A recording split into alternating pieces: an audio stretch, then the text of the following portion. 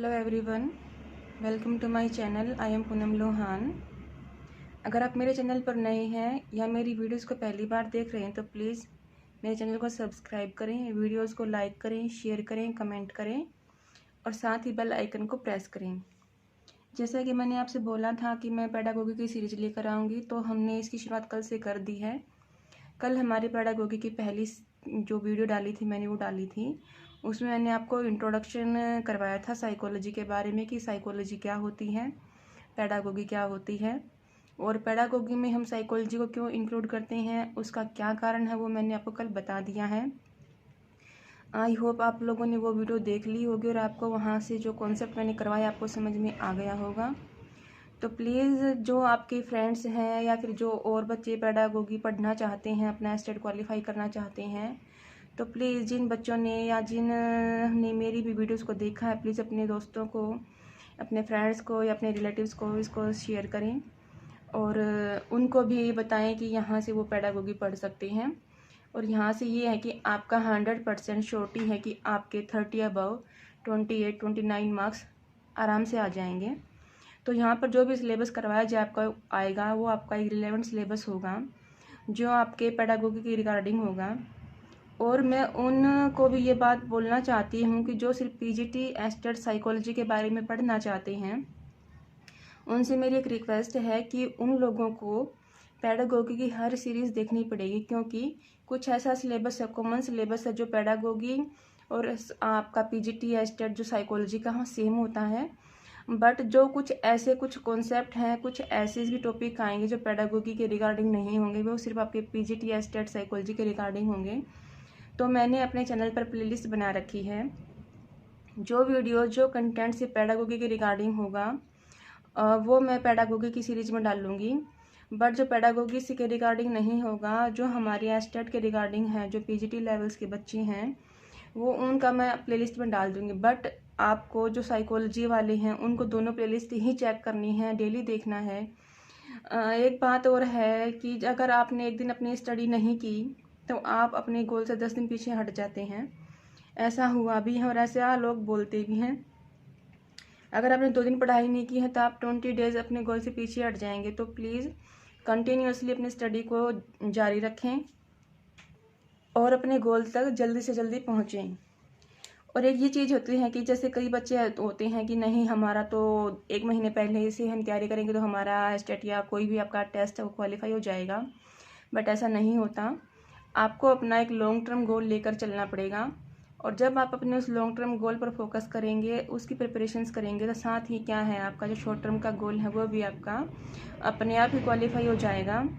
इसलिए जो एजुकेशन है वो आपकी कहीं नहीं जाती, वो आपको कहीं ना कहीं ऊंचे मकाम पर पहुंचा देती है और कहीं ना कहीं आप एक लाइफ में ऊंचा लेवल आप अचीव कर लेते हैं।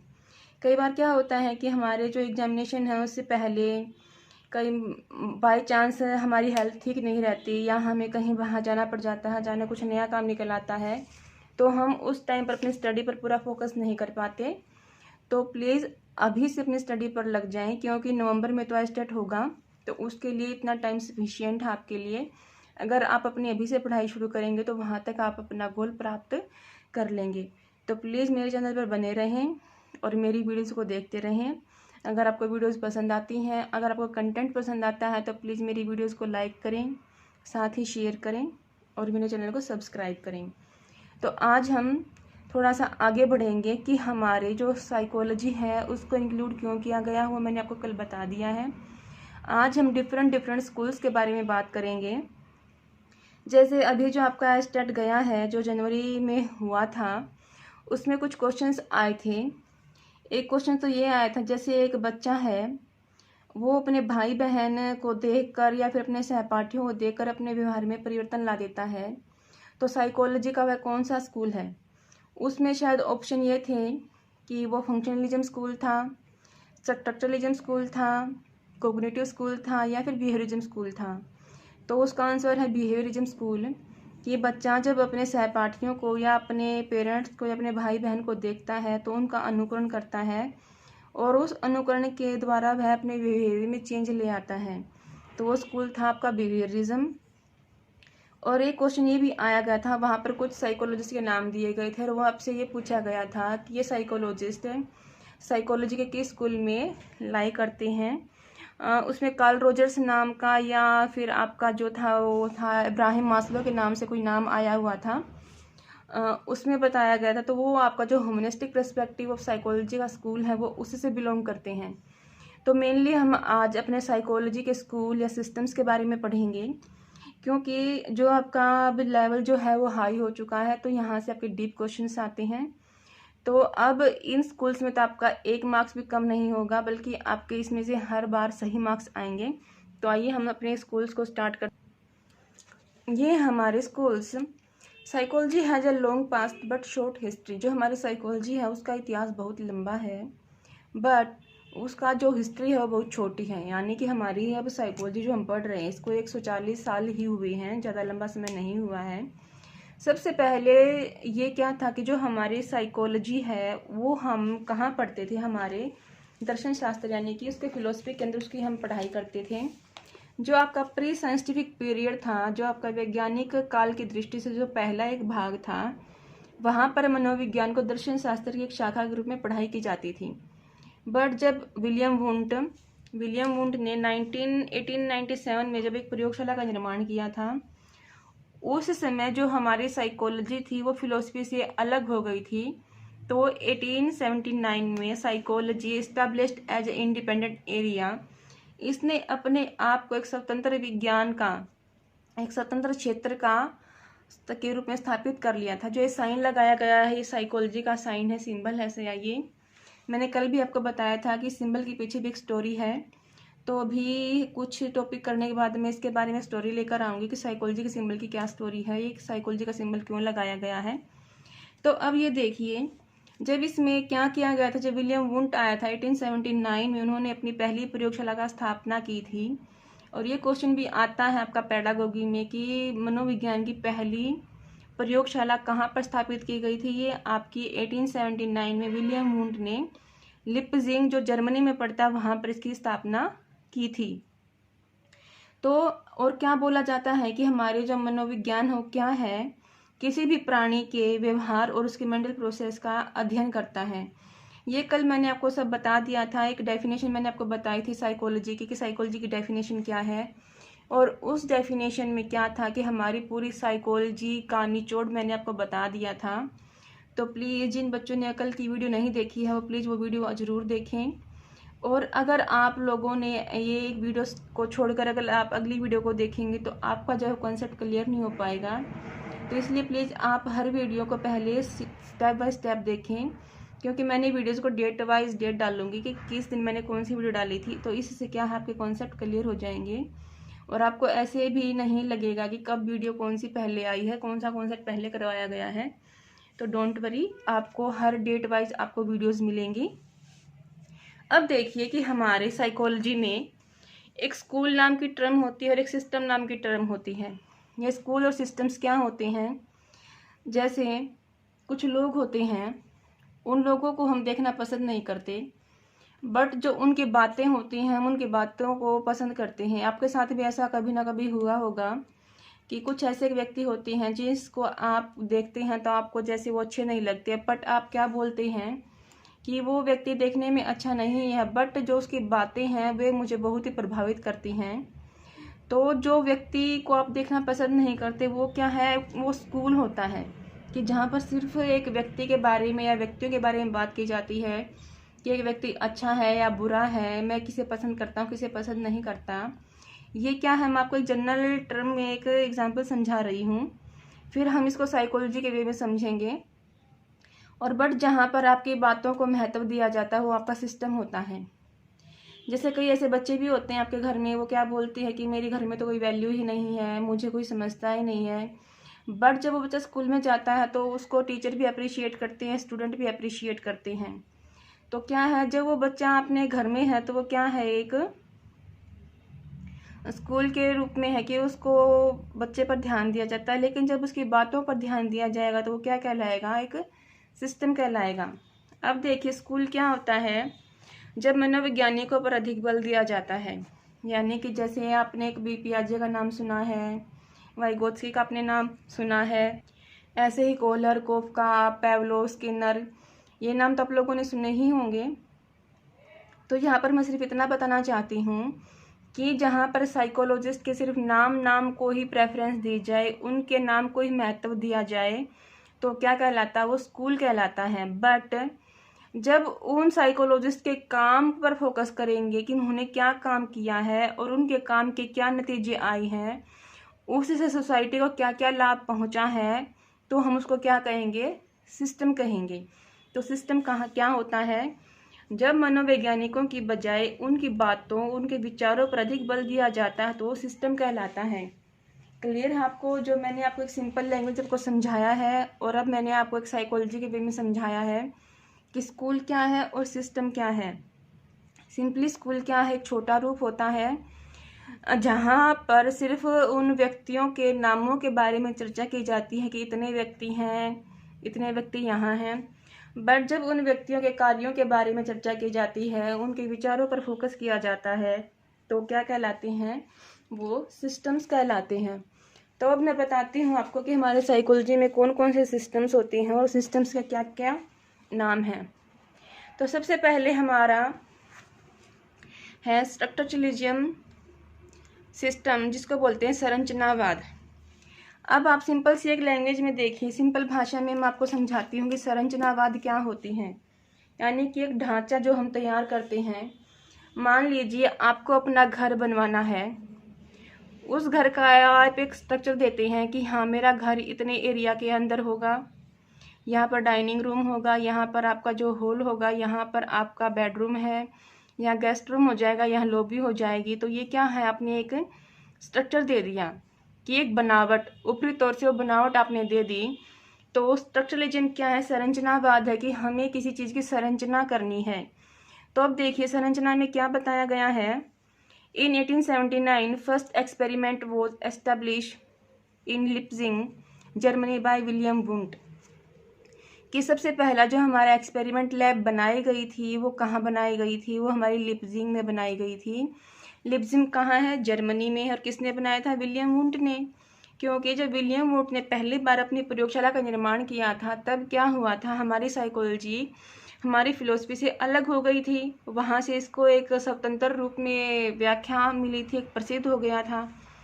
तो इसने क्या किया था, विलियम वुंट ने सिर्फ ये बताया था कि जो ह्यूमन है वो कॉन्शियस एक्सपीरियंस पर फोकस करता है। इन्होंने किस चीज़ की स्टडी की थी, कॉन्शियस एक्सपीरियंस की। कॉन्शियस क्या है, आपका चेतन भाव। जैसे अब मैं बोल रही हूँ और आप मुझे सुन रहे हैं, तो आपका क्या है, कॉन्शियस है कि आप पूरी चेतना में बैठे हुए हो और जो आपके आसपास हो रहा है आप उसको भली भांति जानते हो कि मेरे पास क्या क्या घटनाएं घटित हो रही हैं। सेकेंड है constitutes of the building blocks of the mind. अब इसने किस पर फोकस किया है, building blocks of the mind, कि हमारा जो माइंड है उसके में कौन कौन से ब्लॉक्स बनाए गए हैं, कि माइंड का निर्माण यानी कि स्ट्रक्चर कैसे हुआ है, कितनी कितनी चीज़ें इसमें शामिल हुई हैं, सिर्फ उनके बारे में बात की गई है। आपकी बिल्डिंग ब्लॉक्स के बारे में यहाँ बात नहीं की गई कि वो काम कैसे करता है। यहाँ सिर्फ बात इतनी बताई गई है कि जो हमारे बिल्डिंग ब्लॉक्स हैं हमारे माइंड के, कि हमारे माइंड किन किन ब्लॉक्स से मिलकर बना है, हमारे कॉन्शियस एक्सपीरियंस क्या हैं। मैं थोड़ा सा यहाँ ये विलियम वुंट कौन था, इसका जन्म कहाँ हुआ था, कैसे कैसे इसने अपना काम शुरू किया था, इसके बारे में थोड़ा सा मैं आपको बताऊंगी, जो आपके लिए इंटरेस्टिंग है। आपके पेपर के दृष्टिकोण से तो वो अच्छा ठीक नहीं है, लेकिन एक जानकारी के लिए कि अगर हम इस चीज़ को पढ़ रहे हैं, विलियम वुंट को पढ़ रहे हैं, तो इसका थोड़ा सा बैकग्राउंड तो आपके ब्रेन में होना चाहिए कि विलियम वुंट कौन था। विलियम वुंट को फादर ऑफ एक्सपेरिमेंटल साइकोलॉजी बोला जाता है, कि जो हमारी एक्सपेरिमेंटल साइकोलॉजी है उसका फादर कौन है, विलियम वुंट। अब देखिए जो विलियम वुंट है इसका जन्म 1832 में हुआ था, जर्मनी में हुआ था। जो इनका परिवार था उनकी आर्थिक स्थिति थोड़ी सी ठीक नहीं थी, यानी कि यहाँ पर थोड़ी सी पैसे की कमी थी, और पैसे की कमी के कारण ये क्या हुआ कि अपने विश्वविद्यालय में नहीं जा पाए। और इनकी जो शिक्षा थी वो उनकी एनाटोमी क्या होता है, शरीर विज्ञान, और फिजियोलॉजी यानी कि शरीर क्रिया विज्ञान में इनकी रुचि उत्पन्न हो गई थी। इन्होंने इसमें अपनी PhD के साथ ही इसने उन्हें क्या किया, MD की उपाधि भी ग्रहण कर ली थी। और जहाँ पर इन्होंने अपनी उपाधि पीएचडी की उपाधि ली थी वो था हिडेलबर्ग यूनिवर्सिटी, और वहीं पर पीएचडी की डिग्री लेने के बाद फ्री में वहाँ पर पढ़ाना शुरू कर दिया था। बट कुछ टाइम के बाद इनको एक क्षय रोग हो गया था, जिसके कारण ये छुट्टी पर चले गए। और इस दौरान जो उनकी बीमारी चल रही थी, इस दौरान उन्होंने एक पुस्तक लिखी थी। उस पुस्तक का ये नाम था contributions to the theory of sensory perception. और इस पुस्तक का निर्माण वो जो पब्लिश होता है इन्होंने 1862 में करवाया था। इसके बाद इन्होंने क्या किया था, हरमन हेल्महोल्ट्ज, ये भी एक साइकोलॉजिस्ट हुए थे। इनकी जो प्रयोगशाला थी वहाँ पर इन्होंने असिस्टेंट के रूप में कार्य करना शुरू किया था। और इसके बाद उन्होंने क्या किया कि हाइडेलबर्ग यूनिवर्सिटी में इनको एक सैलरीड पोस्ट पर फिर से काम पर लगा लिया गया।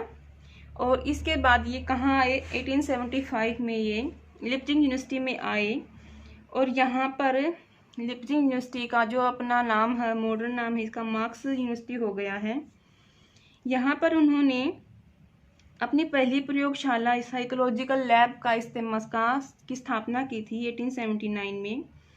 और इन्होंने क्या किया, साइकोलॉजिकल इंस्टीट्यूट के नाम से विख्यात हो गए थे। क्यों विख्यात हुए थे, जब इन्होंने 1879 में पहली लैब की स्थापना की थी।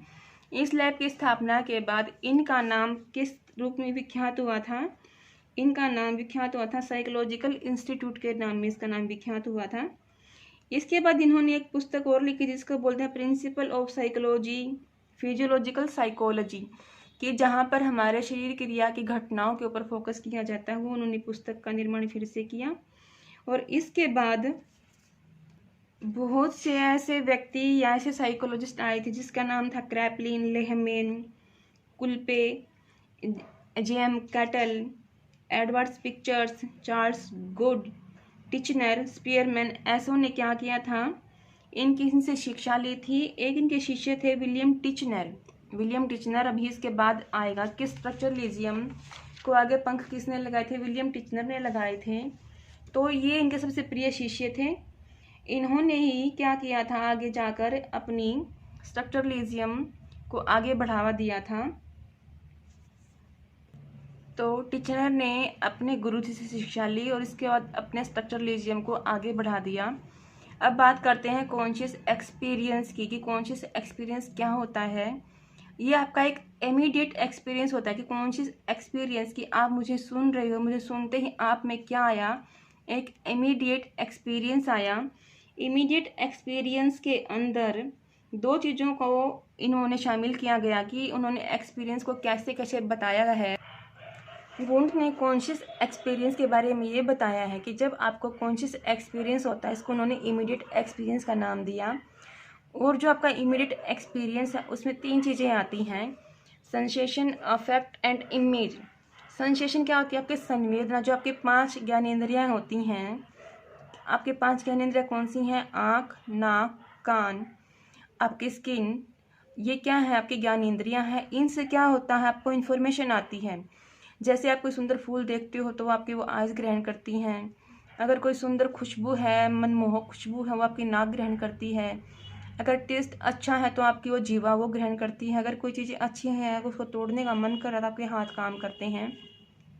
तो ऐसे ही क्या है, एक सेंसेशन होती है जो आपके 5 ज्ञानेंद्रियाँ आपको सेंसेशन देती हैं। उन सेंसेशन से क्या होता है कि एक अफेक्ट उत्पन्न होता है कि हाँ, आपको वो फूल अच्छा लगा, आपको वो खाना अच्छा लगा, तो आपने क्या किया, उसको खा लिया या फिर उस फूल को तोड़ लिया। जैसे इस सेंसेशन में आपके 5 ज्ञानेंद्रियाँ आएंगी, उन ज्ञानेंद्रियों से आपके अंदर एक भाव उत्पन्न होगा। और भाव उत्पन्न होने के बाद एक प्रतिमा उत्पन्न होगी जिसको बोलते हैं इमेज होती है। अब क्या बताया गया है कि व्यक्ति के सामने जब कोई स्टिमुलस आता है, उसको सेंसेशन होती है, तो वो सारी सेंसेशन मिलकर आपस में एक भाव बनाती हैं। जैसे ही भाव बन जाता है वो उसको एक प्रतिमा यानी कि अपने मन में उसकी एक इमेज बना लेता है। क्लियर है आपको कि सेंसेशन क्या है, अफेक्ट क्या है, इमेज क्या है। और इसने किसके बारे में बताया था कि जो कॉन्शियस एक्सपीरियंस होता है, जो आपको इमीडिएट एक्सपीरियंस होता है, उसके 3 पार्ट हैं। साथ ही इन्होंने क्या किया था, विलियम वुंट ने एक मेथड को यूज़ किया था, वो बोलता है इंट्रोस्पेक्शन मेथड। इंट्रोस्पेक्शन मेथड को ऑब्जेक्टिव इंट्रोस्पेक्शन मेथड बोला जाता है। अब देखिए इंट्रोस्पेक्शन मेथड क्या होता है। जैसे मैं बोल दूं कि आप अपनी विश्लेषण करके बताएं कि आप में क्या क्या गुण और क्या आपके अंदर अवगुण हैं, तो आप लोग क्या करोगे, जो जो आपके अंदर खूबियाँ हैं, जिस जिस काम में आप पारंगत हो, जो जो काम अपना अच्छे से कर लेते हैं आप, उसके बारे में ही बताएंगे। लेकिन जब आपके अंदर कोई कमी है, आप उसको छुपा लेते हैं, तो क्या होता है कि इंट्रोस्पेक्शन मेथड में आप लोग अपनी कमियां नहीं बताते, सिर्फ आपके अंदर जो खूबियां हैं सिर्फ उनको ही बताते हैं। तो उस समय क्या था, जो पुराना हमारा टाइम था, तो किसी व्यक्ति के पास इतना टाइम नहीं था कि दूसरे व्यक्ति को एनालिसिस कर सके, उसकी व्याख्या कर सके। तो उस टाइम व्यक्ति क्या करते थे, अपने आप का एक इंट्रोस्पेक्शन कर लेते थे कि हाँ मेरे अंदर क्या क्या कमियां हैं, क्या क्या खूबियां हैं। और मेनली व्यक्ति ने क्या देखा कि अपनी जो खूबियां थी सिर्फ उनको ही देखा और अपनी कमियों को नहीं देखा। ये था आपका इंट्रोस्पेक्शन मेथड। टिचनर का मैंने बता दिया है कि इनका एक शिष्य था, जो बहुत सारे शिष्य थे इनके, लेकिन जो टिचनर था वो इनका फेवरेट शिष्य था।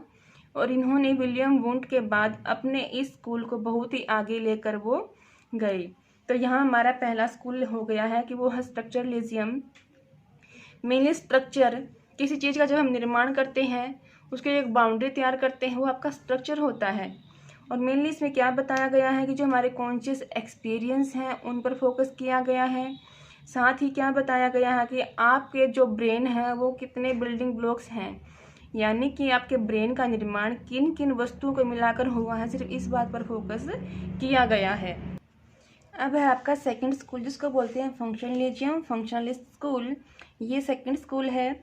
और हाँ, जैसे जैसे मैं आपको स्कूल करवाऊंगी उनका क्रम भी वही रहेगा कि पहले कौन सा स्कूल आया था, दूसरा कौन सा स्कूल आया था, थर्ड कौन सा स्कूल है। तो आपको ये सीरीज भी याद करनी पड़ेगी कि पहले, दूसरा, तीसरा जो सीरीज थी वो क्या होती है, क्योंकि ये आपका स्टेट में क्वेश्चन काफ़ी बार पूछा जाता है।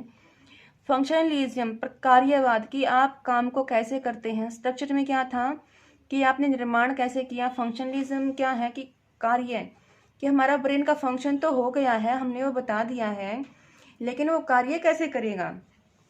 कार्य के बारे में बात की थी आपकी विलियम जेम्स ने। जैसे ये हमारा ब्रेन है, इसमें आपकी लोब्स भी होती हैं, वो मैं आपको करवाऊंगी अभी। जैसे जैसे आपका सिलेबस आगे बढ़ता जाएगा आपको हर चीज़ें क्लियर होती चली जाएंगी। कि एक बात, एक व्यक्ति आया, उसने ये बताया कि ब्रेन कैसे बना हुआ है, उसने ये नहीं बताया कि काम कैसे करता है। इतना बना बताकर उसने छोड़ दिया। बट उसके बाद फंक्शनलिज्म नाम का एक स्कूल आया था, जिसको बोलते हैं फंक्शनलिस्ट स्कूल, पर कार्यवाद की हम किसी कार्य को कैसे करते हैं। तो यहाँ पर विलियम जेम्स आया था, इन्होंने एक लैब स्थापित की थी आपकी कैम्ब्रिज मैसाचुसेट्स यूनिवर्सिटी में। यहाँ पर इन्होंने क्या बताया था कि स्टडी ऑफ ह्यूमन माइंड, इन्होंने एक अप्रोच लेकर आए थे जिसको बोला जाता है स्टडी ऑफ ह्यूमन माइंड, कि जो ह्यूमन माइंड है वो काम कैसे करता है, कैसे कैसे उसमें फंक्शंस होंगे। अब देखिए इन्होंने माइंड के बारे में क्या बताया है। What the mind does, and mind क्या है, and how behaviour functions in making people deal with their environment, कि ह्यूमन माइंड क्या है, कैसे वो काम करता है, दूसरों के साथ बिहेवियर में कैसे वो अपने लोगों के साथ डील करता है, अपने इन्वायरमेंट में कैसे रहता है। जैसे आप अपने इन्वायरमेंट में जाते हो, नई नई लोगों से मिलते हो, तो आप उनसे बातचीत करते हैं, तो आपको बात करने का तरीका, कि आप कैसे उनके साथ डील करते हैं, आपके ब्रेन में उस टाइम कौन सी थॉट आती है कि आप उनसे बातचीत करना प्रारंभ कर देते हैं, और फिर अपने इन्वायरमेंट में उसके साथ एक डील करते हैं कि आप उसके साथ फेमिलियर हो जाते हैं। क्लियर है आपको। विलियम जेम्स ने क्या बताया था कि हमारा माइंड कैसे काम करता है, फंक्शंस के ऊपर उन्होंने मेनली बात की थी। अब इसमें और क्या बताया गया है कि जो हमारा विलियम जेम्स था, इन्होंने किस पर फोकस किया था। फंक्शनल यूटिलिटी ऑफ कॉन्शियसनेस, कि इन्होंने कॉन्शियसनेस कैसे कार्य करता है उसकी उपयोगिता पर इन्होंने फोकस किया था, कि जो हमारा चेतन है वो कैसे काम करता है। तो जो आपका पेडागोगी है वहाँ पर ये क्वेश्चन भी आया हुआ था कि स्ट्रीम ऑफ कॉन्शियसनेस किसने दिया है, ये आपका विलियम जेम्स ने दिया है। क्यों? क्योंकि उन्होंने क्या बताया है, कॉन्शियसनेस जो आपका माइंड है कैसे काम करता है। एक प्रेजेंट सिचुएशन में आप खड़े हो, उस समय आपने लोगों के साथ डील की है, आपने उनके साथ बातचीत की है, तो क्या है आपका कॉन्शियसनेस है, स्ट्रीम ऑफ कॉन्शियसनेस। साथ इन्होंने क्या किया था, प्रिंसिपल ऑफ साइकोलॉजी नाम की एक बुक भी लिखी थी, ये बुक का नाम है। और स्ट्रीम ऑफ कॉन्शियसनेस एक कंसेप्ट दिया था, जो आप किसने दिया था, विलियम जेम्स ने दिया था। तो पीजीटी साइकोलॉजी है स्टेट के लिए और पेडागोगी के लिए बहुत ही इंपॉर्टेंट कॉन्सेप्ट हैं। यहाँ से आपके मेनली 2 क्वेश्चंस आते हैं, पेडागोगी में हर बार आते हैं, तो बहुत ध्यान से करें इसको। इसके बाद इनका एक शिष्य हुआ था जॉन डेवी। इन्होंने क्या किया था, इस फंक्शनलिस्ट स्कूल को आगे बढ़ाया था। तो यहाँ तक आपके 2 स्कूल हो चुके हैं, शायद आपको क्लियर हो गई होंगे। अब हम 3rd स्कूल करते हैं, जिसको बोलते हैं गेस्टाल्ट साइकोलॉजी, यानी कि gestalt psychology as a whole हम जिसको पढ़ते हैं। इसकी स्थापना मैक्स वर्दाइमर ने 1912 में की थी, 1912 में की थी मैक्स वर्दाइमर। अब जैसे होती है, इन्होंने क्या किया था, एज अ होल पर काम किया था। साथ ही इन्होंने क्या बताया था, ऑर्गेनाइजेशन ऑफ परसेप्शुअल एक्सपीरियंस, कि आप लोग जो आपके सामने घटित हो रही हैं उनको आप कैसे परसेप्शुअल यानी कि प्रत्यक्ष कैसे उनको देखते हो, कैसे उनको एक्सपीरियंस करते हो। जैसे यहाँ पर एक घटना होती थी, 5 फिनोमेना की घटना भी मैक्स वर्दाइमर ने दी है। जैसे दिवाली पर लाइट्स लगाते हैं, जो चश्बुज होती है, एक लाइट ऑफ और एक लाइट ऑन होती है, तो हमें क्या लगता है, वो मूवमेंट करते दिखाई देते हैं, पर वो मूवमेंट नहीं कर रहे होते। उसमें क्या होती है, एक ग्रीन लाइट होती है, एक ब्लू लाइट होती है, फिर ग्रीन फिर ब्लू। तो इसमें क्या है, एक लाइट ऑन होएगी और दूसरी ऑफ होएगी, फिर ये ऑन फिर ये ऑफ। तो ये क्या है, ऐसे ऑन ऑफ का एक सर्कल बन जाता है, और इस सर्कल में हमें क्या लगता है, घटना घटती है कि उसमें एक मूवमेंट हो रही है। तो क्या है, हमने उसको एज अ होल परसीव कर लिया। जो हम देखते हैं, जो हमारा परसेप्शन है, जो भी स्टिमुलस हमारे सामने आता है, हम उसको एज अ होल परसीव करते हैं। जैसे मैंने ये आपको पेन दिखाया, ये है, आपने इसको क्या देखा, आपने इसको एज अ होल देखा है कि ये पूरा पेन है। आपने इसकी कैप नहीं बताई कि इसकी कैप भी है अलग से, इसमें ये रिफिल है अलग से, पीछे से इसको हम यहाँ से बंद करते हैं, ये अलग है। हमने इसको कैसे परसीव किया, एज अ होल, यानी कि एक पूरा पेन है, हमने इसको एक पेन बोल दिया कि ये एक पेन है, मीन्स यानी कि एज अ होल हमने इसको परसीव कर लिया। जैसे आपके सामने कोई गाड़ी जा रही है, आप ये नहीं बोलोगे कि ये गाड़ी लाल रंग की है या ये वाइट कलर की है, इसके 4 पहिए हैं, इसमें स्टीयरिंग होता है, इसमें ब्रेक होती है। तो हमने क्या कहा, उसको एज अ होल, यानी कि वो पूरी है, वो एक पूरी गाड़ी है, पूरी कार है। तो गेस्टाल्ट साइकोलॉजी किस पर फोकस करता है, हम यहाँ पर पार्ट पर फोकस नहीं करेंगे कि वो किन किन चीज़ों से मिलकर बना है, बल्कि एज अ होल कि पूरी तरीके से वो कैसे काम करता है। जैसे इसमें कोहलर-कोफ्का ने भी काम किया है, ये इसके क्या हैं, बाद में आए थे जिन्होंने इसको आगे बढ़ाया था स्कूल को। इसमें थोड़ा सा और बताती हूँ मैं आपको कि गेस्टाल्ट साइकोलॉजी और क्या। इस स्कूल की का निर्माण हमारे वर्दाइमर ने किया था। इन्होंने ये कॉन्सेप्ट कहाँ से आया, क्यों आया, थोड़ी सी इसके बारे में आपको इन्फॉर्मेशन देती हूँ मैं, कि जो हमारा वर्दाइमर था, इसकी रुचि मूवमेंट परसेप्शन में थी, कि मूवमेंट परसेप्शन, कि कोई चीज़ अगर घूम रही है, किसी चीज़ में अगर गति हो रही है, अगर उसके अंदर मूवमेंट हो रहा है, तो वो क्यों हो रहा है, कैसे हो रहा है। तो इन्होंने मूवमेंट यानी कि जो गति है, जो गति परसेप्शन है, उसके ऊपर काम किया। इनके सामने एक समस्या थी, इन्होंने ये देखा कि जो स्टिमुलस, जो उद्दीपक, जैसे आप जो साइकोलॉजी के नहीं हैं, जैसे आपके सामने कोई वस्तु आती है तो आप उसको सीधा नाम देते हैं, लेकिन साइकोलॉजी में उसको स्टिमुलस बोला गया, कि हमारे सामने जो भी स्टिमुलस आता है उसको हमने उद्दीपक बोला। इनके सामने समस्या थी कि जो स्टिमुलस है, जिसमें गति नहीं हो रही है, जो गतिहीन है, तो उसमें ऐसे परसेप्शन के कौन सी सेंसेशन उत्पन्न होंगी, कौन से ऐसे एलिमेंट होंगे कि हम उस स्टिमुलस में एक मूवमेंट की व्याख्या कर सकें, कि वो स्टिमुलस स्थिर है, यानी कि ये खड़ा है। जैसे पेन मैंने यहाँ रख दिया, ये पेन यहाँ रखा है, तो वर्दाइमर का ऐसी समस्या है कि मेरे सामने स्टिमुलस रखा हुआ है, अगर मुझे इसमें मूवमेंट करनी है, तो इसके मूवमेंट को मैं कैसे कैसे करके बताऊंगा कि क्या ऐसे एलिमेंट्स होंगे इसके अंदर कि मुझे इसके अंदर मूवमेंट होती दिखाई दे जाए। तो इस समस्या पर उन्होंने काम किया था। इन्होंने क्या किया था, जो एक कहानी है, वो अपनी छुट्टियों पे गए हुए थे, तो एक वो रेलगाड़ी में बैठे हुए थे, वो वियना से जर्मनी जा रहे थे। तो इस बीच वो क्या हुआ, फ्रैंकफर्ट नाम की जगह पर वो उतर गए, रेलगाड़ी से नीचे उतर गए, और इन्होंने एक क्या किया, टॉय, जो खिलौने के रूप में एक स्ट्रोटोबोस्कोप होता है, वो लिया, और उन्होंने क्या किया, एक ऐसा यंत्र था कि इसमें जैसे स्ट्रोबोस्कोप क्या होता है, अगर हम उसको अपनी आंखों के सामने लगा लेते हैं, तो हमारे सामने जैसे कोई भी ये स्टिमुलस है, हमें इसमें मूवमेंट होना दिखाई देने लग जाता है।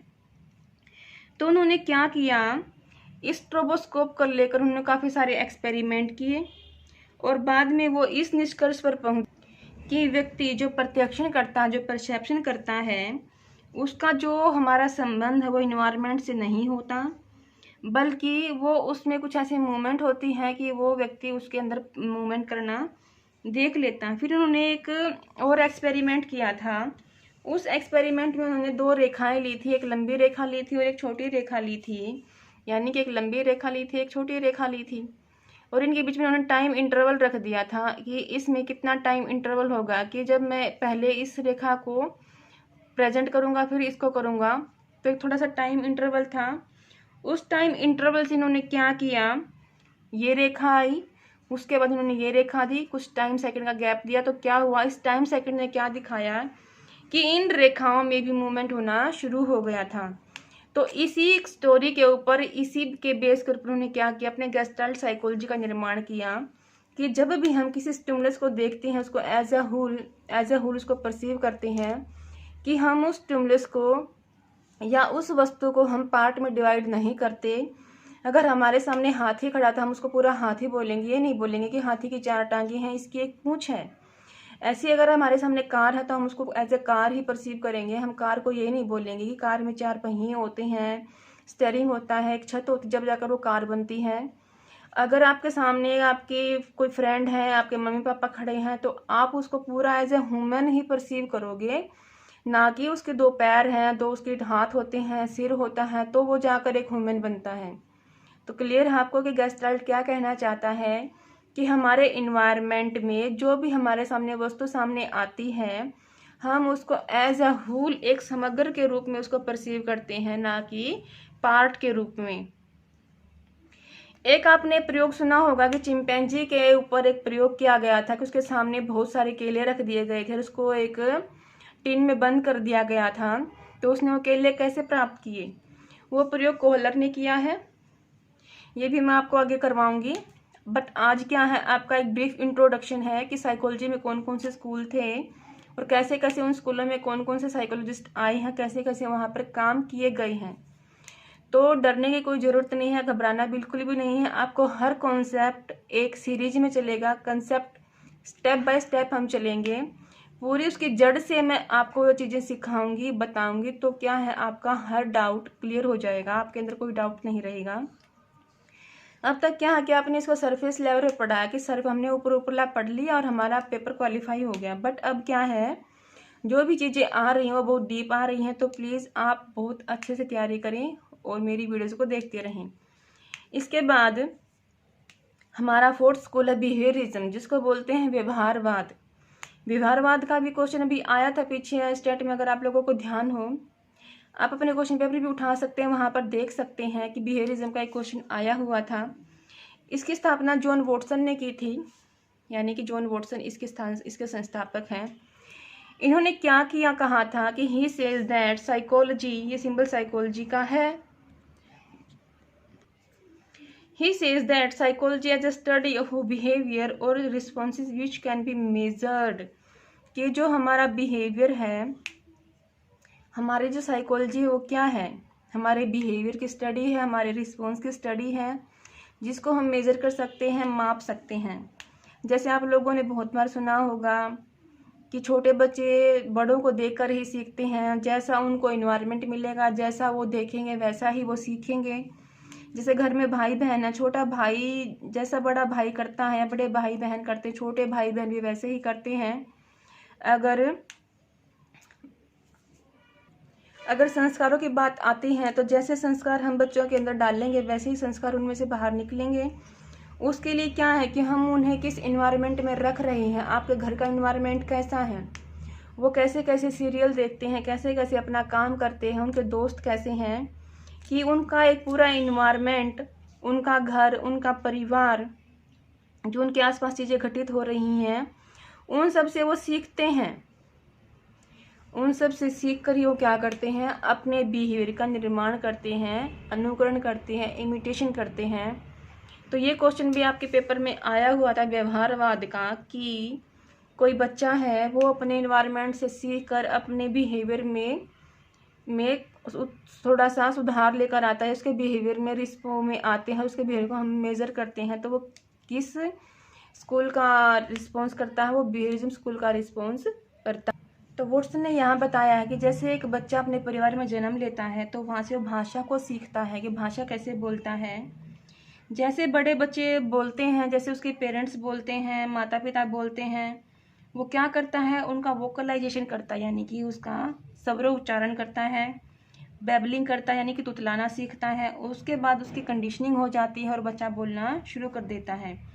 जैसे आपने देखा होगा, सुना होगा कि जैसे बच्चे दादा बाबा बोलते हैं, दा बार बार बोलते हैं, बाबा बार बार बोलते हैं, तो क्या करते हैं, ऐसे वो रिपीटिशन करते हैं अपने हर वर्ड का, यानी कि उसकी कंडीशनिंग हो जाती है उस दा वर्ड से। जब वो दा बोलता है दा, फिर वो बा बोलता है बा, दा का क्या हुआ, उसने रिपीट किया, उसने क्या किया है, इसको वोकलाइजेशन किया है, रिपीटेशन किया है। तो ऐसे क्या, जब वो इन स्वरों की ध्वनि को उच्चारण करता है तो डा डा बा बा की ऐसे ध्वनि बार बार आ जाती हैं। तो क्या है, ये सर्कुलर कंडीशनड रिस्पॉन्स कहलाते हैं कि डा दा बा बा को उसने बार बार बोला है, तो ये क्या है, उसका रिपीटेशन है। और ऐसे ही जैसे उसके भाई बहन तुतला कर बोलते हैं, ऐसे जैसे हम कई बार नकल कर लेते हैं बच्चों की डा डा बाबा, हम भी उसको बोलते हैं, तो क्या है, फिर वो अनुकरण करता है कि बड़े भी ऐसे बोल रहे हैं तो छोटे भी ऐसा बोलना सीख लेते हैं। फिर क्या करते हैं, हम उस वर्ड को पूरा क्लियर बोलते हैं, दादा बाबा, तो फिर क्या है, वो हमारा अनुकरण करके सीखते हैं और बच्चे उस दादा और बाबा वर्ड को बोलना शुरू कर देते हैं। ऐसे ही क्या था, इसमें कुछ ओवर्ट बिहेवियर थे, कोवर्ट बिहेवियर थे, तो हर चीज़ पर उन्होंने पूरा फोकस किया था। अभी आपके इंट्रोडक्शन के लिए इतना है काफ़ी, उसके बाद आगे जो होगा हमारे अगली वीडियो में हम इसी के अंदर फिर इवान पावलोव, आपने सुना है क्लासिकल कंडीशनिंग का एग्जाम्पल सुना है कि इवान पावलोव ने एक डॉग को एक इंस्ट्रूमेंट पर रखा था और वहाँ से क्या था, उसको एक रस्सी के साथ बांध दिया था, इंस्ट्रूमेंट था, उसको एक बेल की आवाज़ दी गई थी। उस बेल की आवाज़ पर क्या हुआ था, फिर उसको फूड दिया गया था, यानी कि यहाँ पर उसको बेल दी गई थी, फिर उसको फूड दिया गया था।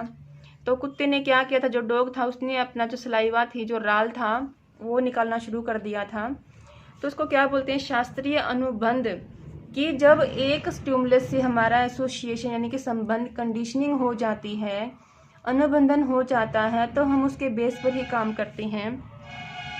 यहाँ जो डॉग था उसको बेल की आवाज़ पर सलाइवा सीक्रेट करना सिखाया था, यानी कि उसने लार को स्रावित करना शुरू कर दिया था। फिर बेल के बाद उसको फूड दिया गया था, तो फूड आने पर उसने क्या किया था, लार निकाली और उस फूड को खा लिया। तो क्या हमारा क्लासिकल कंडीशनिंग है, किस में आता है, आपका बिहेवियरिज्म के अंदर आता है। ऐसे ही आपने स्किनर का पढ़ा है, ऑपरेंट कंडीशनिंग, इंस्ट्रूमेंटल कंडीशनिंग। जैसे इसने एक कबूतर पे और चूहों पर प्रयोग किया था कि जब वो अपना रैट को, एक चूजों को डाल दिया गया था उसके अंदर, स्किनर बॉक्स के अंदर, और जब वो वहाँ से जो होती चिटकनी होती उसको ओपन करते हैं तो उसको फूड प्लेट में मिल जाता है। तो यहाँ से भी उसको एक कंडीशन रिस्पॉन्स करना सिखाया था और यहाँ पर भी उसको एक कंडीशन रिस्पॉन्स करना सिखाया था। लेकिन इनमें मेन डिफरेंस क्या है, जो हमारा क्लासिकल कंडीशनिंग है यहाँ पर उसको रिस्पॉन्स उत्पन्न करना सिखाया जाता है, यानी कि बेल आई, उसको आवाज़ मिली, फूड मिला, तो उसने लार को स्रावित कर दिया। लेकिन यहाँ क्या है, यहाँ पर वो अपने आप उत्पन्न होता है, इसमें सिखाया नहीं जाता। अगर चिटकनी खोलने पर उस पशु पक्षी को भोजन मिलेगा तो वो अपना रिस्पॉन्स करना सीख लेगा। इसको बोलते हैं एलिसिट बिहेवियर, इसको बोलते हैं एमिटेड। यहाँ पर होता है उत्पन्न कराना और यहाँ पर होता है उत्पन्न होना, यहाँ पर अपने आप ही वो रिस्पॉन्स उत्पन्न हो जाते हैं। तो इंट्रोडक्शन है, आगे आगे हम इस चीज़ों को बहुत ही डिटेल में करेंगे। फिर हमारा 5वां स्कूल है साइको एनालिसिस, जिसको बोलते हैं मनोगत्यात्मक सिद्धांत। ये हमारा सिगमंड फ्रॉयड ने दिया था।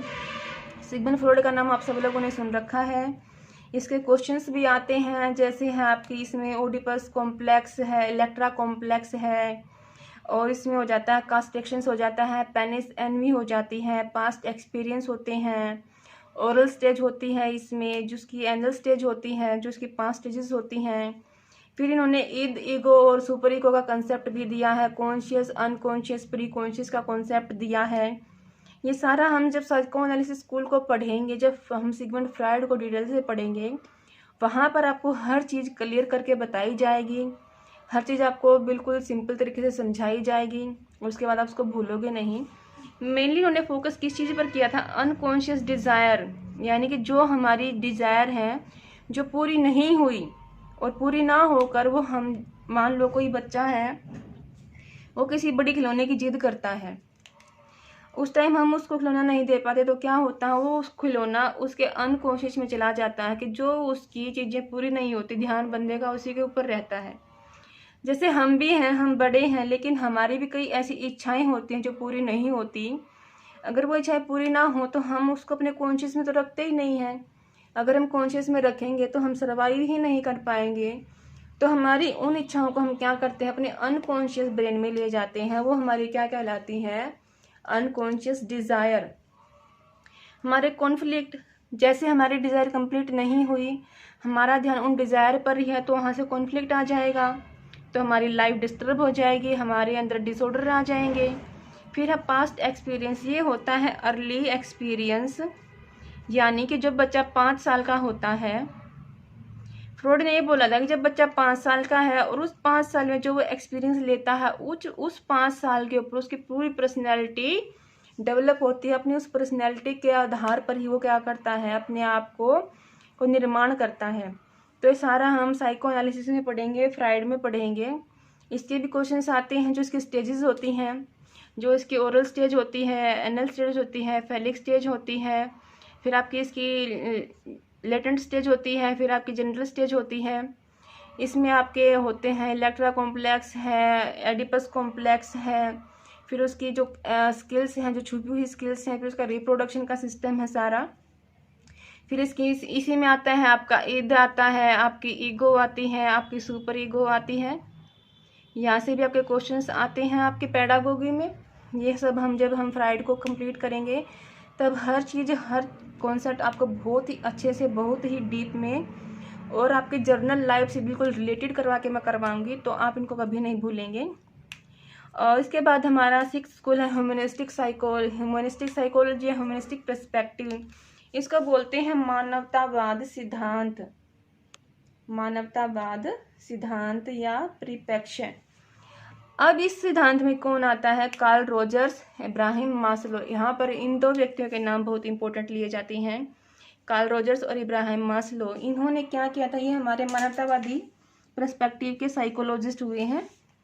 इन्होंने मेन फोकस किया है positive view of human nature की। ह्यूमन नेचर का एक पॉजिटिव व्यू होता है, जैसे हम व्यक्ति हैं, हम जीते हैं, हमारे नेगेटिव एस्पेक्ट भी हैं, हमारे पॉजिटिव एस्पेक्ट भी हैं। अब ये देखिए, हम नेगेटिव एस्पेक्ट में कितने दिन सर्वाइव कर पाएंगे, 1 दिन 2 दिन, हम पूरा दिन तो नेगेटिव में नहीं रहेंगे। तो कहीं ना कहीं हमें उस नेगेटिविटी से उभरने के लिए हमारे पास सामने एक पॉजिटिव व्यू चाहिए कि हमारी ह्यूमन नेचर का एक पॉजिटिव व्यू होता है। फिर उन्होंने क्या बोला कि free will of human beings, कि जो ह्यूमन बींग्स हैं वो उनकी इच्छा फ्री होती हैं, यानी कि हर व्यक्ति के अंदर एक फ्री विल होती है और अपनी फ्री विल के अकॉर्डिंग ही वो अपना काम करता है।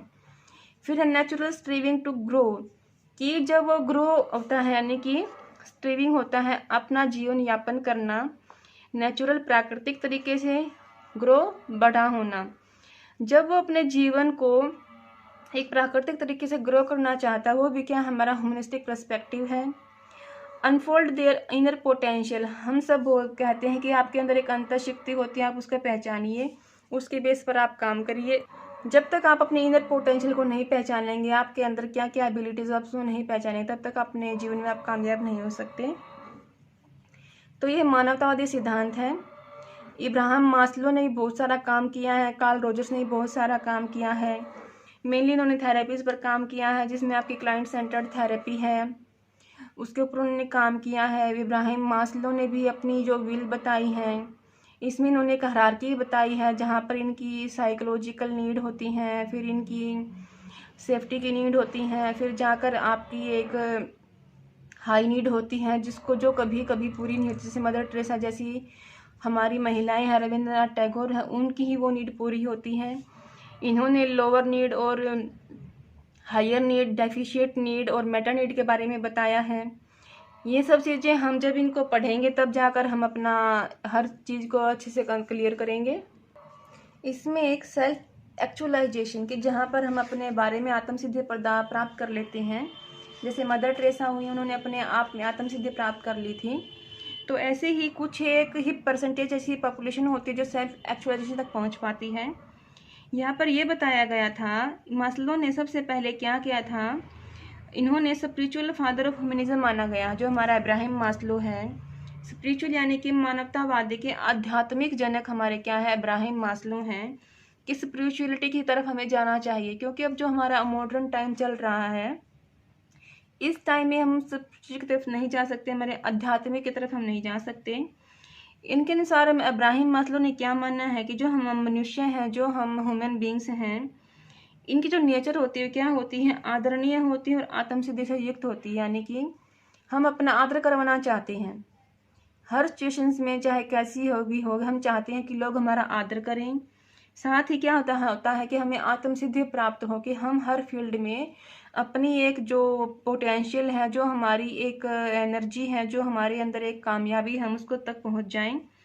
अब इन्होंने ये बताया है कि अगर एक व्यक्ति की जो इन्वायरमेंट है, जो उसकी कंडीशंस हैं, जो उसका परिवार है, जहाँ पर वो रह रहा है, अगर वो सारी चीज़ें उसके अनुरूप हैं, यानी कि जैसा उस व्यक्ति का नेचर है और उसका जहाँ पर वो रह रहा है, उसके घर में, उसके चारों तरफ का इन्वायरमेंट अगर उसके अनुरूप है, तो व्यक्ति क्या करता है, जो उसके अंदर इनर पोटेंशियल होती है, छिपी हुई होती है, वो उनको पहचान लेता है।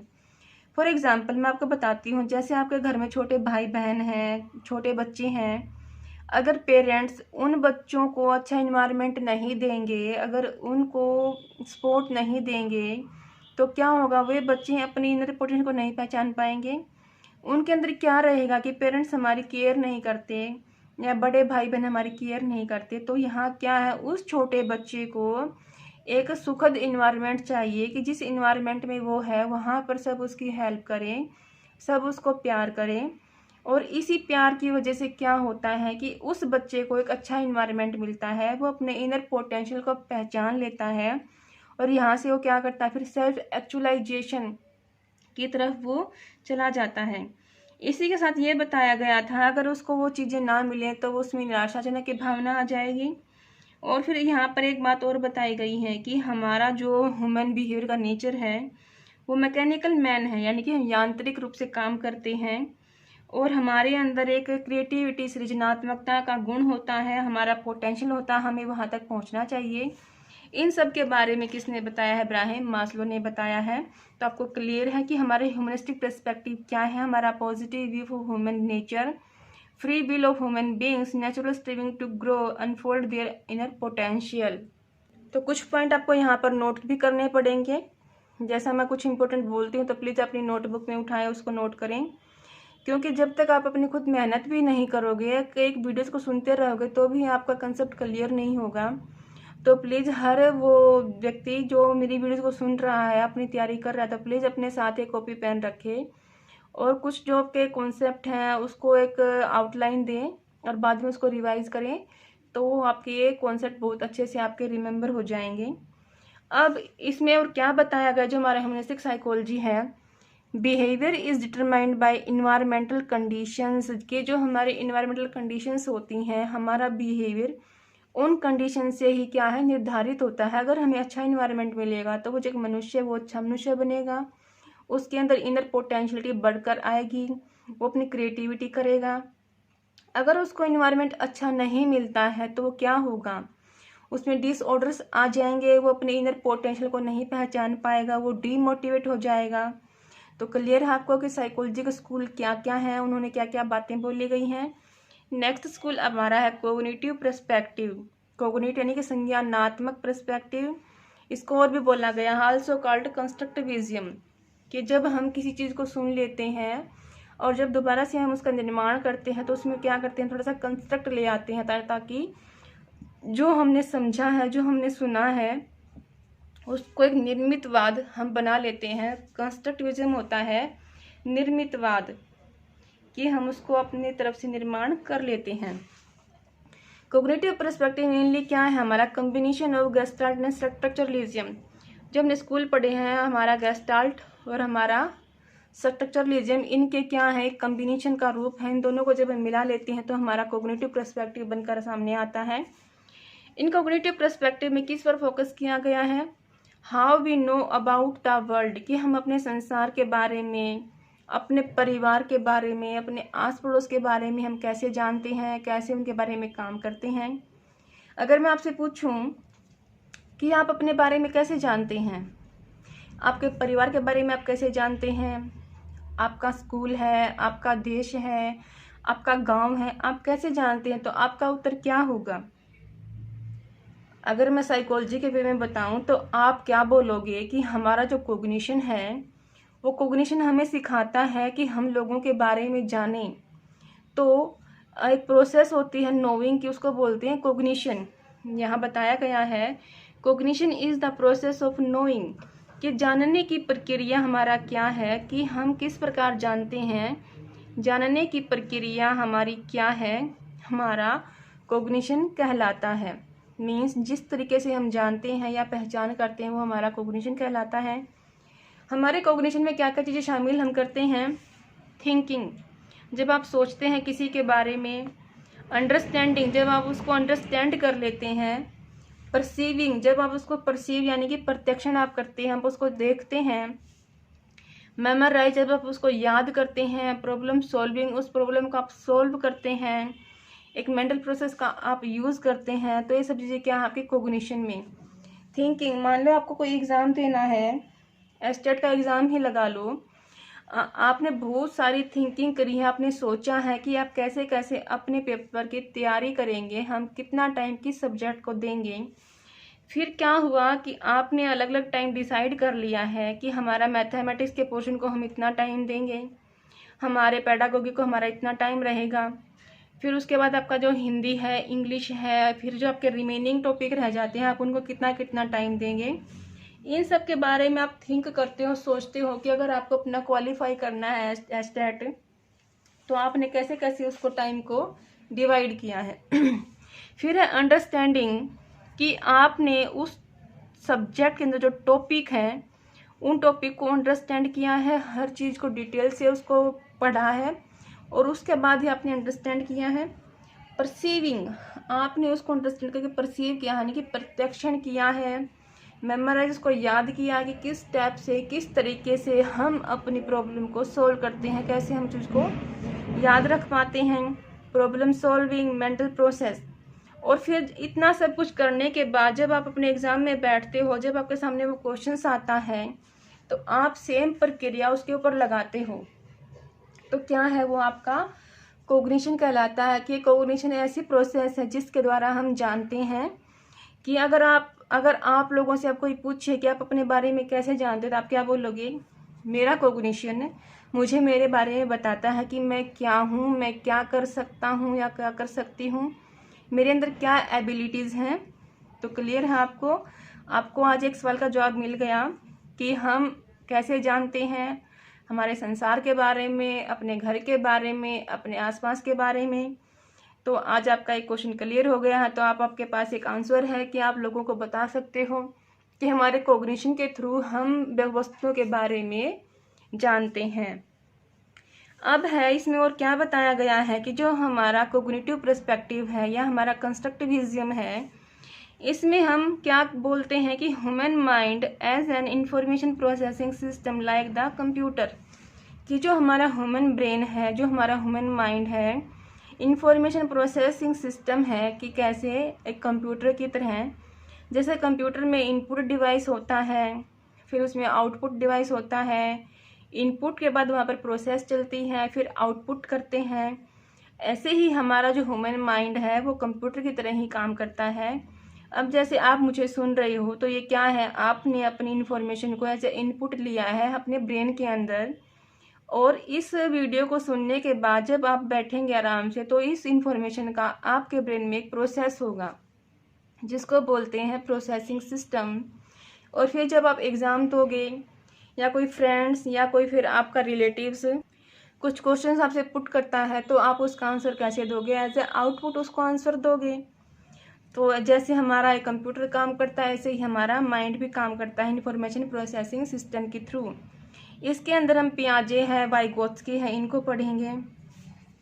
पियाजे से जो इसकी स्टेजेस होती हैं, sensory operational stage, pre operational stage, फिर आपका है ऑपरेशनल स्टेज, फिर आपका है फॉर्मल स्टेज। तो 4 स्टेजेस आपकी होती हैं। फिर वाइगोत्स्की का एक कॉन्सेप्ट होता है ZDP, zone of proximal development, ZPD, जिसको बोलते हैं जोन ऑफ प्रोक्सिमल डेवलपमेंट। तो हमारा कोग्निटिव में हम आपके पियाजे और साथ ही आपका वाइगोत्स्की के कॉन्सेप्ट आएंगे। पियाजे से हर बार आपके 2 क्वेश्चंस आते हैं और वाइगोत्स्की से आपके हमेशा 1 क्वेश्चंस आता है। तो मेनली जब हम पियाजे को कंप्लीट करेंगे तो वहाँ से आपको हर चीज़ों को अलग अलग तरीके से बहुत आराम से आपको बताएंगे। जैसे पियाजे ने एसिमिलेशन का कॉन्सेप्ट दिया है, अकोमोडेशन का कॉन्सेप्ट दिया है, स्कीमे का कॉन्सेप्ट दिया है, साथ ही इन्होंने बताया है ऑब्जेक्ट परमानेंट क्या होता है, हाइपोथेटिकली प्रोसेस हम कैसे करते हैं, रिजर्वेशन हम कब करेंगे, कंजर्वेशन कैसे होएगी, हम रिवर्सिबिलिटी का गुण बच्चों में कब आ जाता है, और बच्चे सर्कुलर रिएक्शंस कब करते हैं, प्राइमरी रिएक्शंस कब करते हैं, और जो उनकी रिफ्लेक्स एक्शन है वो कब आते हैं, और उनमें एनिमिज्म का कॉन्सेप्ट कब डेवलप होएगा, और कब उसमें ईगोसेंट्रिज्म के कॉन्सेप्ट आ जाएंगे। ये सब चीज़ें हम पियाजे में पढ़ेंगे। वाइगोत्स्की ने क्या बोला है, इन्होंने बोला है कि जो एक बच्चे का विकास कब होगा, उसके इन्वायरमेंट से, उसके सोशल एरिया से उसका विकास होता है। इन्होंने बहुत सारी चीज़ें बताई। इसके अंदर स्कोफेल्डिंग को हम पढ़ेंगे, ZPD को हम पढ़ेंगे, इनर पोटेंशियल को हम पढ़ेंगे। साथ ही इन दोनों में एक डिफरेंस होता है। पियाजे ने बताया है कि जब बच्चे बोलते हैं, जिस लैंग्वेज को वो यूज़ करते हैं उसको बोला गया है ईगो सेंटर्डिज्म, यानी कि अहम केंद्रितावाद। तो इसी कॉन्सेप्ट को वाइगोत्स्की ने क्या बोला है, जब बच्चा बोलना शुरू करता है, जब अपने आप से बात करता है, तो वो उसका क्या है, आत्म केंद्रितकरण, उसकी अंतःशक्ति। उन्होंने बोला है कि जब बच्चा अपने आप से बातचीत करता है, जैसे बबलिंग करता है, अपने आप से ही क्वेश्चंस पुट करता है, वो बच्चा उतना ही बुद्धिमान होता है। तो यहाँ से भी काफ़ी क्वेश्चंस आपके आते हैं, मेनली पियाजे और वाइगोत्स्की से। हम इसको अपने जैसे जैसे स्टेप सिलेबस कंप्लीट होता जाएगा हमारी वीडियोस आती जाएंगी। अब हमने सभी स्कूल्स के बारे में पढ़ लिया है कि हमारे साइकोलॉजी में सिस्टम्स क्या हैं, स्कूल्स क्या हैं, और सिस्टम से ही एक आपके क्वेश्चंस आते हैं। पहला सिस्टम है आपका जिसको बोलते हैं स्ट्रक्चरलिज्म, सेकंड है फंक्शनलिज्म, थर्ड है आपका बिहेवियरिज्म, थर्ड है आपका गेस्टाल्ट साइकोलॉजी, फोर्थ आपका बिहेवियरिज्म है, फिफ्थ आपका साइको एनालिसिस है, सिक्स्थ आपका ह्यूमनिस्टिक साइकोलॉजी, और सेवन्थ आपका कॉग्निटिव साइकोलॉजी है। अब हम एक फोर्स की बात करते हैं कि जैसे जैसे हमारे स्कूल्स आए थे उसमें किस किस फोर्स का निर्माण हुआ है और वो निर्माण कैसे कैसे हुआ है। जैसे साइको एनालिसिस को साइकोलॉजी में क्या बताया गया है, फर्स्ट फोर्स, इसको पहली फोर्स का नाम दिया गया है। हमारा बिहेवियरिज्म क्या है, इस फोर्स को सेकंड फोर्स का नाम दिया गया है। ह्यूमनिस्टिक साइकोलॉजी को किसका नाम दिया गया है, थर्ड फोर्स का नाम दिया गया है। ये कॉन्सेप्ट मेनली जो आपके पीजीटी साइकोलॉजी के बच्चे हैं उनके लिए बहुत ही इम्पोर्टेंट है। तो जितने भी बच्चों ने ये वीडियो देखा है प्लीज़ उसको अच्छे से रिवाइज करें, अच्छे से उनको पढ़ें, क्योंकि यहाँ से आपके काफ़ी सारे क्वेश्चंस आ जाते हैं। फोर्सेस के क्वेश्चंस भी आते हैं, आपके बिहेवियरिज्म से भी क्वेश्चंस आते हैं, ह्यूमनिस्टिक साइकोलॉजी से भी क्वेश्चंस आते हैं। फ्रॉइड जो साइको एनालिसिस हमारा फ्रॉइड के बारे में बताता है कम्प्लीटली कि फ्रॉइड ने कैसे कैसे काम किया था, कैसे कैसे इन्होंने पास्ट एक्सपीरियंस की बात की है, और क्यों हम पास्ट एक्सपीरियंस के बेस पर ही पर्सनैलिटी को पूरा डेवलप कर लेते हैं, और जो उसकी स्टेजेस होती हैं, ओरल स्टेज है, एनल स्टेज है, कब उसमें पेनिस एनवी आ जाती है बच्चे में। तो यहाँ से आपको एक इंट्रोडक्शन मिला है कि हमारा जो सिलेबस है कैसे कैसे ऑनगोइंग ये चलता रहेगा और हमें कौन कौन सा कॉन्सेप्ट क्लियर करना है। तो मेनली मैं आपको हर चीज़ बिल्कुल डीपली से करवाऊंगी और ये भी बताऊंगी कि कौन सा कॉन्सेप्ट आपके पेडागोगी के लिए इम्पोर्टेंट है और कौन सा कॉन्सेप्ट आपका पीजीटी साइकोलॉजी के लिए है। जितना कल करवाया है और जो आज की वीडियो में मैंने करवाया है, ये दोनों ही कॉन्सेप्ट पेडागोगी के रिगार्डिंग और जो आपका पीजीटी साइकोलॉजी, दोनों के रिगार्डिंग बहुत ही इंपॉर्टेंट क्वेश्चंस हैं। यहाँ से कम भी आपके 2 या 3 क्वेश्चंस आ जाएंगे एग्ज़ाम में।